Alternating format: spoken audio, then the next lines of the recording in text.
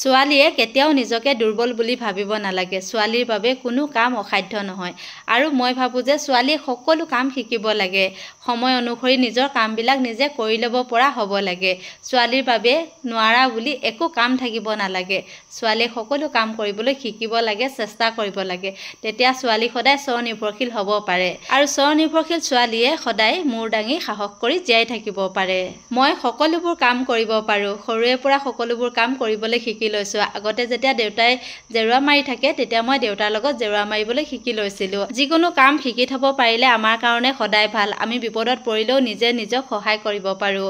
আমি যেতিয়া free time পাওঁ তেতিয়া আমি যিকোনো কাম এটা শিকাৰ প্ৰতি আগ্ৰহী হ'ব লাগে আৰু আমি শিকিব লাগে। কেতিয়াবা বহুতকে দেখোঁ যে সন্মুখত কোনোবাই কাম এটা কৰি থাকে, কিছুমানে হাত সাৱটি চাই থাকে, কিছুমানে ভাবে যে তাক সহায় কৰিলে মোৰ কি লাভ হ'ব। কিন্তু মই তেনেকৈ নাভাবোঁ। মই ভাবোঁ যে মোৰ সন্মুখত যদি কোনোবাই কিবা এটা কাম কৰি আছে, তেওঁক যদি মই সহায় কৰোঁ তাৰ পৰা মই কিবা এটা শিকিব পাৰিম। আৰু আমি যদি এনেকৈ ভাবোঁ তেতিয়াহ'লে আমি জীৱনত বহুত কাম নিজে নিজে শিকি যাব পাৰিম। মই সকলোবোৰ কামেই কৰিব পাৰোঁ। জেৰুৱা মৰা, কাপোৰ চিলোৱা, গাড়ী চলোৱা, স্কুটি চলোৱা, বাইক চলোৱা, সাঁতোৰা, নাও চলোৱা, গছত উঠা, মানে সকলোবোৰ কাম। এইবোৰ কাম জনাৰ কাৰণে মই আজি স্বনিৰ্ভৰশীল হৈ জীয়াই থাকিব পাৰিছোঁ। কাৰো ওচৰত মানে পৰনিৰ্ভৰশীল নোহোৱাকৈ জীয়াই থাকিব পৰাৰ মূলতে হ'ল যে এইটো সাহস আছে যে মই পাৰিম। আৰু আমি সকলোৱে তেনেকৈ ভাবিব লাগে যে আমি পাৰিম। ছোৱালীবোৰে কেতিয়াও নিজকে আনৰ বোজা বুলি ভাবিব নালাগে। ছোৱালীবোৰ সদায় নিজে স্বনিৰ্ভৰশীল হ'ব লাগে। নিজৰ যিমান কাম আছে নিজে কৰিবলৈ চেষ্টা কৰিব লাগে।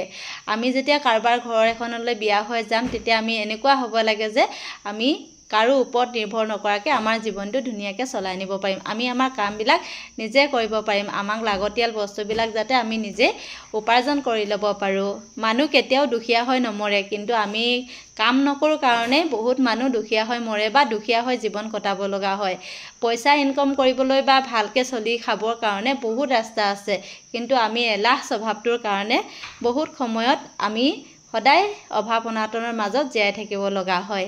কিন্তু মই ভাবোঁ যে আমি জীৱনত কেতিয়াও অভাৱ অনাটন বা দুখীয়া হৈ জীয়াই থাকিব লগা কেতিয়াও নহয়, যদিহে আমি কাম কৰিবলৈ শিকি লওঁ। আমি যিকোনো কাম শিকিব লাগে। আমাৰ সন্মুখত থকা কামবিলাক যদি আমি শিকি যাওঁ, এটা নহয় এটা কাম কৰি আমি আমাৰ জীৱনটো ধুনীয়াকৈ চলাই নিব পাৰোঁ। আমাৰ মাহঁতৰ বহুত মাটি আছিলে, আধাখিনি মাটি পানীয়ে খহাই লৈ গ'ল, কিন্তু এইখিনি মাটি বহুত বছৰ ধৰি খেতি কৰা নাই। দেউতাও খেতি কৰিবলৈ নিবিচাৰে কাৰণ দেউতাৰ বয়স হৈ আহিলে আৰু মাটিখিনি এনেই পৰি থকাতকৈ মই ভাবিলোঁ যে মই এইবাৰ খেতি কৰোঁ।